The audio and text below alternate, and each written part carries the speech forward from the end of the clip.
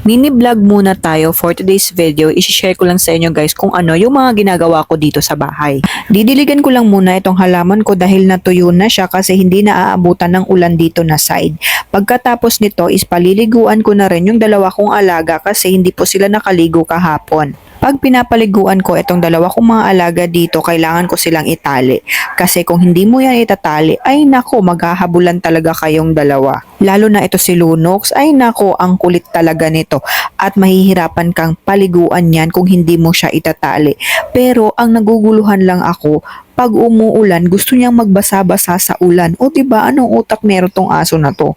Pero kahit ganyan yan, love na love ko pa rin yung Lunox namin dahil anak po yan ng aking alaga na si Chloe. Ayun naman yung mama niya, si Chloe, nag-stretching. Akala naman niya hindi siya papaliguan. Bago magsimula ang araw ko guys, inuuna ko talaga itong mga alaga ko na naasikaso ko na sila bago ko gawin yung mga gawain kong bahay, bago ko gawin yung paglilinis, pagla-live, pagbebenta, uunahin ko muna sila kung meron silang tubig, kung hindi ba sila nagugutom, kung ano yung mga kailangan nila. Akala ng iba ang dali-dali lang ng ginagawa ko dahil nasa bahay lang ako, yun yung hindi nila alam na ang daming ginagawa pag nasa bahay ka lang.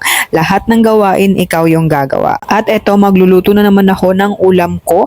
Etong ulam na iluluto natin ay hanggang gabi na to.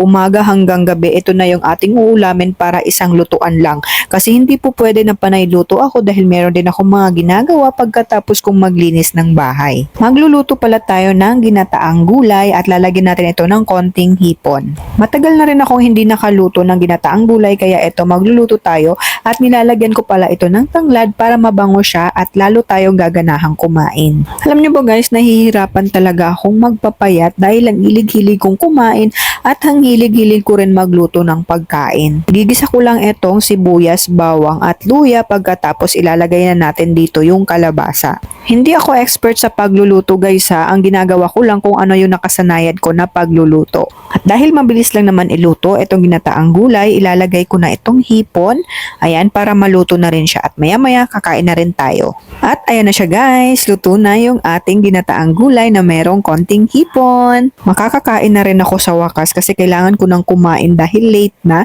at meron pa akong schedule, magla-live tayo ulit kasi nga kailangan nating makabenta. Kung hindi pa kayo nakakain guys, kain na rin kayo. At eto guys, magla-live muna tayo for today's video kasi wala tayong benta sa posting kaya idadaan na lang natin sa pagla-live at sana maraming bumili sa ating live ngayon. At dito ko na lang i-end ang video ko ngayon. Bye!